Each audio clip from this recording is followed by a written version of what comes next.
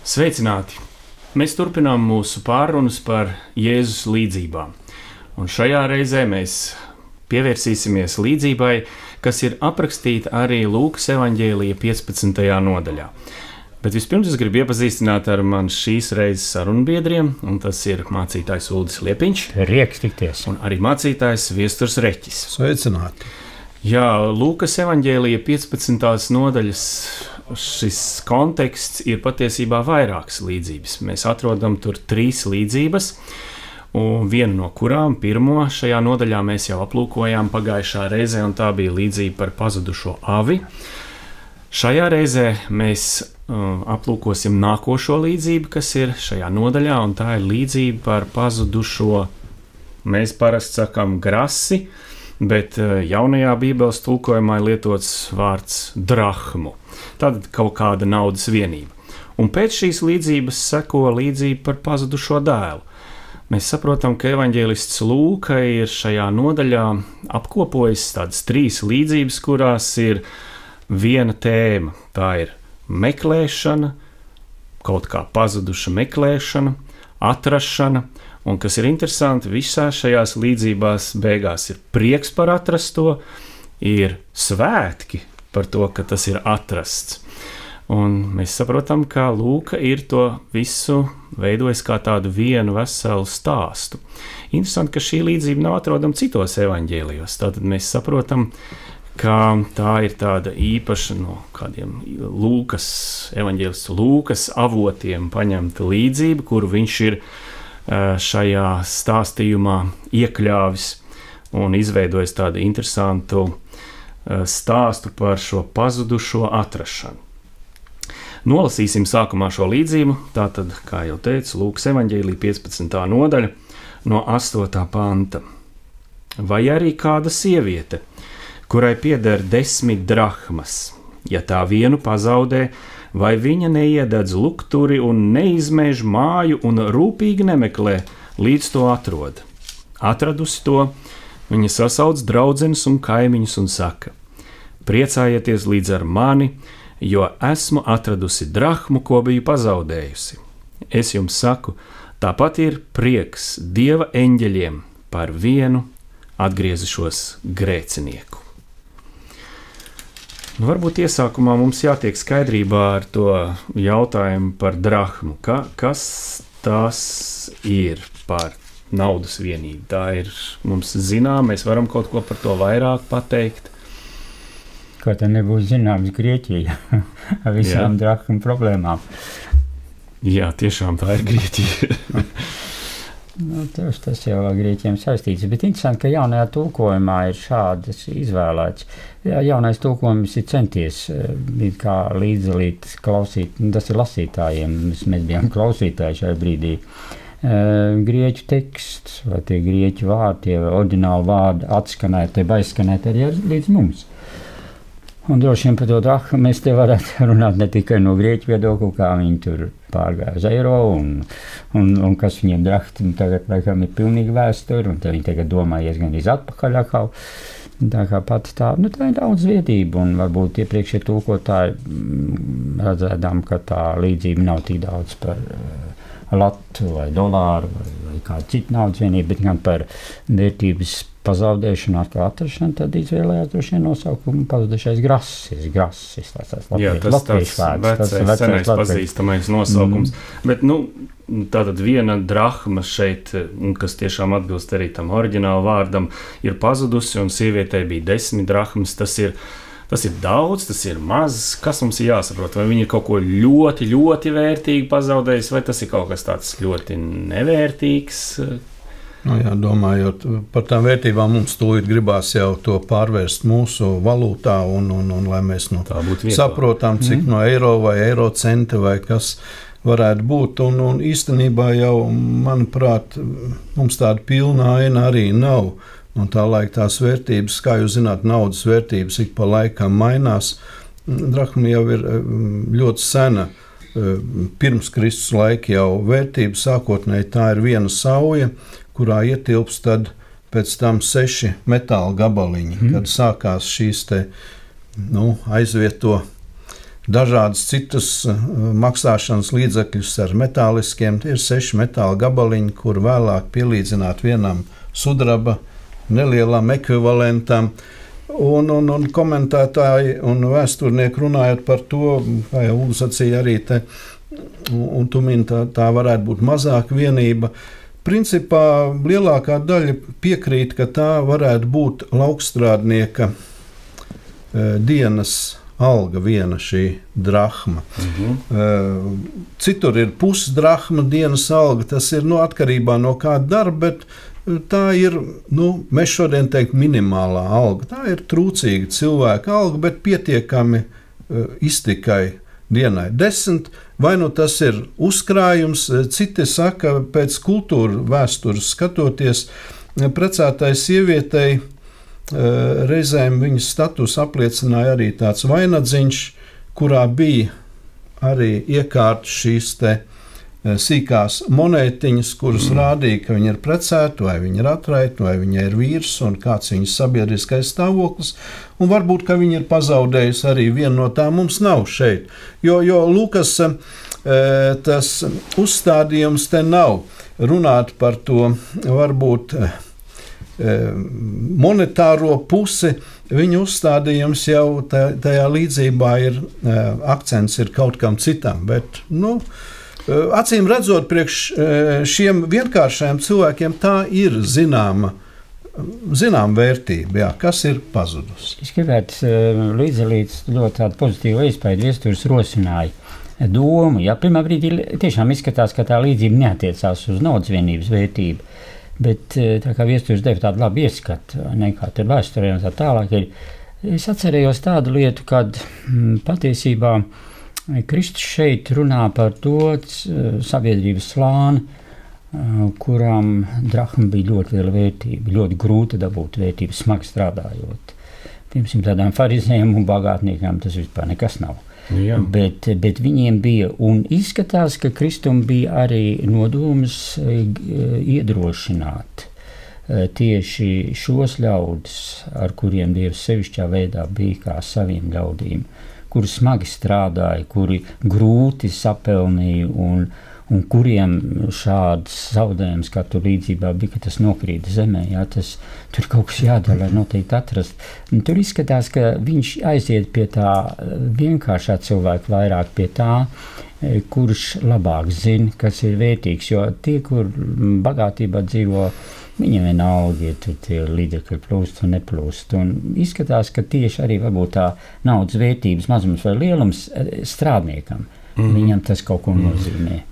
Ja drīkst, es nezinu, varbūt parādīsies, mēs vēl ieiesim dziļāk, bet par to vērtību, kā Ulris tagad iesāk, tu sacīji arī par vērtību, ir jau tā vieta dzīvē, kā teologi teikt, Zicina Lēbena, tas ir, kur viņi ir iestatīti. Un Lukas šīs te līdzības, viņas ir sapārotas, gan tā, ko jūs pagājušreiz runājat par tām avīm, gan par šo drahmu, un tā vieta ir, mēs jau lasām visādi muitnieki un grēcinieki, kas lasu no 65. gada revīzijas, pulcējās ap viņu, lai viņā klausītos. Jēzus runā māca, un viņš jau nav nodomājis pat runāt varbūt līdzības vai ko, bet kāpēc viņš runā? Jo farizēji un rakstmācītāji sāk kurnēt un teikt, ar ko tad viņš biedrojās, ko viņš pieņem.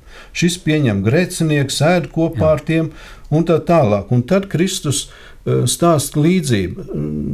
Arī šī par to drahmu ir viena no rabīnu līdzībām, tikai tur nav sieviete, tur ir vīrietis, kas ir pazaudējis drahmu mājās, un tad farizēja līdzība sāk, ja kāds pazaudē mājās šo drahmu, vai tad nav tā, ka viņš iededz lampu, meklē, neredz, iededz nākamo, līdz viss ir izgaismots, un viņš to atrod. Tur nav tas turpinājums, ir Kristus viņu iegriež pavisam citā tādā skatījumā, jo akcents ir cits, tur tora un tur iet runa par meklēšanu, par to dārgo pērli, par Dievu valstības to tūmu vai rakstu to svētību, dzīvot pēc tā baušļa, atrast, ja kaut kas pazudis, ieiet, vai ne? Cilvēks var visu izdarīt. Un tad Kristus šeit viņu vienkārši iegriež tādā citā, jo es domāju, ka mēs nonāksim vēlreiz pie tām vērtībām, jo te ir tas interesantais jautājums. Droši vien, ka mēs viņus skarsim. Jā, paldies arī, ka tu pieskāries tai rabīna līdzībai un pieminēji to, ka tur gan esot vīrietis. Jā. Un tas bija mans nākošais jautājums. Vai tas nav neparasti, ka šajā līdzībā galvenā varone ir sieviete? Un tur arī tālāk, kad viņa atrod šo te drahmu, tad viņi sasauc draudzenes un kaimiņienes, būtu pareizi jātulko. Mums te ir iztulkots draudzenes un kaimiņus, bet tur ir sieviešu dzīve. Tad darbojās sievietes, bet tas nav neparasti. Tur neparasts ir daudz viss, kas ar Kristu saistīts, kā viņš cilvēks glābi. Jo tā bija, viņš šokēja tur tos saucamos pestīšanas, kā lai saka, procesa skaidrotājs sinagogās, jo viņiem viss bija atstrādāts ar daudz aizliegumiem un kas tik tur nebija. Un Kristus rāda, ka glābšanas process ir tas, kurā Dievs darbojās it kā neredzam, bet pie cilvēka. Un Kristuma cilvēks ir tas, kurš tiešām ir cilvēks. Un tā laika sabiedrībā žēl farizēji, kur pretendēja uz ārkārtīgi lielu garīgumu un nezinu, ko tur. Pat bija profesija, rakstu mācītājs. Viņi bija aizgājuši no rakstiem. Jo, ja mēs veco derību ņemam, kaut vai Rutas grāmata, tāpat tās soļu grāmata, Debora, Mirjam, Mūzes māsa, tur Anna, Zāmuēla mamma, vai ne? Tur vecā derība bija pārpilna ar to, ka sieviete ir ne tikai cilvēks, bet viņa ir Dieva cilvēks. Viņa zina Dieva vērtības, un šī gadījumā Kristus tur runā par debesu valstību. Un viņš saka, ka sieviete ir cilvēks, un viņa spēja atrast vērtības. Kā viņa farizēs saka, man visas vērtības? Nē, viņa. Jā, Uldis jau, paldies, un tu jau pieskāries arī tur vecās derības fragmentiem un tam, ka cilvēki bieži vien aiziet no tā vārda gara pie burtiem un kaut kur, bet jāņem vērā vēlreiz Kristus dienas. Kristus runā savā sabiedrībā. Farizēji pārmet, ka viņš biedrojās ar zemes stāvokļa cilvēkiem, ar tiem, ar kuriem nav pieklājīgi runāt, sastapties, jeb atrasties, solīdām cilvēkam atrasties viņa sabiedrībā. Sieviete tajā sabiedrībā ir vispār gandrīz bezvērtības. Kārtīga ortodoksa jūda rīt lūkšana ir paldies Dievs, ka tu man neesi radījis par sievieti un pagānu un tā tālāk tur uzskaitīts. Ir raksti un viņa mācības, kuras tātad sievietes vieta ir ārpus, labi tur apkalpot mājā vai ko, tu nevari pat zēnus mācīt sievietes tūmā. Sievieti nevar viņas mācīt, tas ir vīriešu uzdevums. Tas nav pieklājīgi. Dieva svētība, ja tev pēcnācējs ir zēns, Dieva lāsts, ja tev meita ir piedzimusi. Tā ir slima sabiedrība no mūsu šodienas skata punkta skatoties. Un Kristus savā veidā, ar ko tad viņš runā? No vienas puses klausās tie nabagi, kurus mēs te pieminām, visādi tipāži, bet viņš jau runā farizējiem. Un te ir, kā tu jau iezīmēji, es redzu, te ir tāda savu veidu aizstāvība Dievam, par Dievu tiesībām meklēt un Dievu valstību atvērt arī tiem, kuriem nav vērtība. Viena viena drahma, kaut kas mazvērtīgs, salīdzinoši, vai ne? Tur vēl paliek viena vienība nost, bet Dieva valstība ir arī tam, kas mums ir bezvērtīgs. Dievam tā ir vērtība. Bet vienkārši cilvēkam vērtība. Jā, viņš klausījās. Bagātniekam tas nekas nebija. Jā. Bet tam, kas smagi strādāja, to dienu. Loģiski, jā. Bet šeit viņš arī uzrunā to bagātnieku, farizējus, vai ne, šo partijas eliti un rakstmācītājs, un viņš viņiem saka, Dievs, to, ko jūs nevērtējat, to Dievs vērtē. Pilnīgi piekrīt. Kontekstā šeit ir runāts farizējiem. Un tāpēc mēs nonākam pie sievietēm. Tā ir, kā viens no komentētājiem saka, burleska. Viņš uztaisa joku, priekš viņiem šokē viņus. ir jau vēl arī šoks bija, kad viņš runā par raugu, kad sieviete ieiec raugu, un sieviete līdzībā un Dievu valstībā ar sievieti pieaug tur visi istabu, un tie ir tādi šoka momenti, kad pēkšņi cilvēks apstājās, sāk runāt, un šiem te cienījamiem vīriem, kuriem bārds bija daudz lielāks, garāks kā manējā, vai ne, viņš saka, stop, tur sievietes nāk, vai ne, un sievietes nāk, un te ir faktiski Dievam tas, kas mums ir nevērtīgs, Dievam ir vērtīgs, jo runa ir par cilvēku, kā tu sacīji. Jā. Paldies. Tiešām, jā, Lūkas evaņģēlijā, tu pieminēji ar to raugu līdzību, jā, tā arī no Lūkas evaņģēlija, un īstenībā tajā vietā arī ir veidot tāda līdzību kopums veidots Lūkam, kur arī pirmā līdzība ir par sinebu graudiņu, kur iestāda kāds vīrs, un tad seko līdzība par augu, kur iejauc sievieti. Un patiesībā šeit arī ir tā pati schēma, ja, ka to pazudušo āvi šeit patiesībā ir tā vīrietis, kurš viņu ir pazaudējis. Ja. Tur ir rakstīts cilvēks, bet tas ir domāts vīrs īstenībā. Un uzreiz seko sieviete. Ja. Tātad viņš cenšas parādīt to, ka šeit nav nekādas dzimuma atšķirības un ka visi šie cilvēki, kāds ir viņa dzimums un kāds ir viņa status, ir vienādi debesu valstībā. Un īstenībā, ja tā domā par sievietēm, jāatzīst, ka evaņģēlijos tomēr viņām ir liela loma piešķirta. Sievietes bija pirmās liecinieces Kristus augšām celšanai. Un tāpat arī ir vietas, kur var redzēt, ka ir pagānu sieviete pirmā, kas novērtē Kristus darbu, un Kristus saka, tavu ticība ir liela, un dod viņai šo te dziedināšanu, ko viņa lūdz.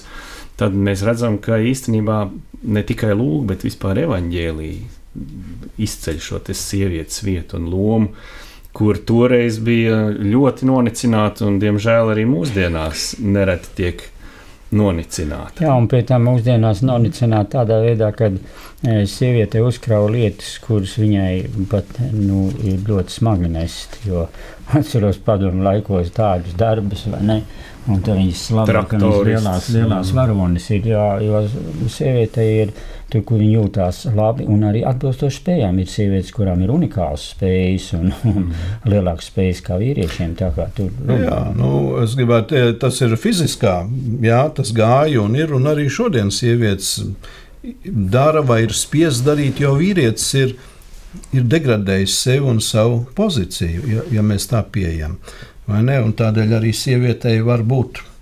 Arī tas stāvoklis ir dažāds. Bet šeit runājot, ir viens, mēs akcentējam sievietes, bet es gribētu sacīt, te jau bez viņām bija arī gan tie gani, gan muitnieki un visādi tur. Šodien arī mums daudz kas var likties nevērtīgs. Mums tā ir liela debata par bēgļiem, ne, kas bēg no kara zonām visām. Un šausmas, vai ne, mēs laidīsim kaut ko iekšā. Kāda vērtība priekš kam mums viņas vajag vai kur?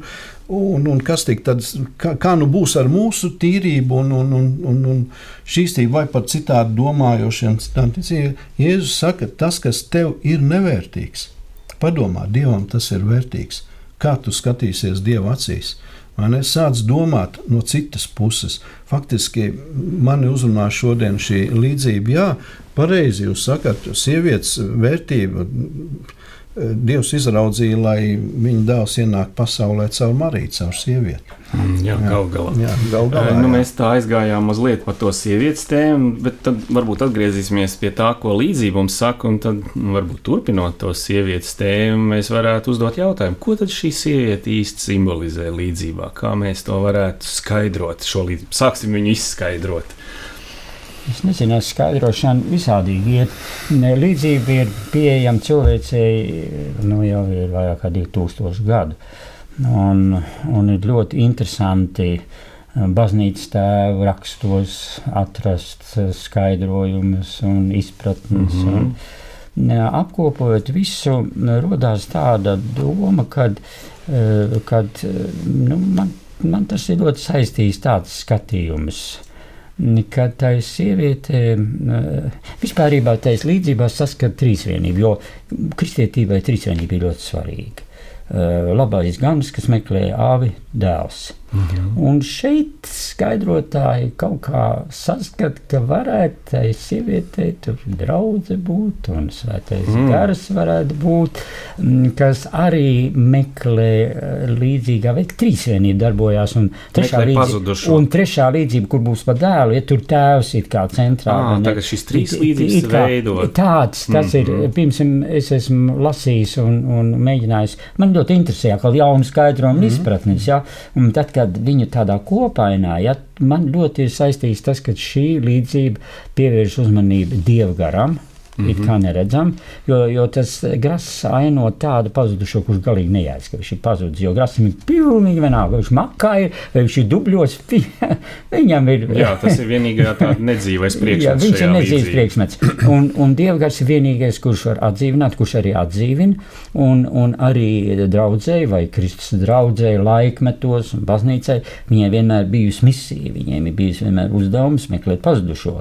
Un līdz ar to šī līdzība šai līdzībā saskata, protams, aiziet no Kristus laikā, viņš tur tieši tiem cilvēkiem sacīja, bet visvalstīgi saskata šīs milzu lielās glābšanas patiesības, kur ir gan svētais gars, kur ir gan draudze, Dieva ļaudis, un kur ir pazudušais gasis, kurš pazūd. Es domāju, ka šorīt vai šodien, vai kā tev arī kaut kas nokrīt zemē un pazūd. Man nokrīt zemē un atkal zem kaut kur papīru, es nevaru dabūt. Tas ļoti ikdienišķi ir.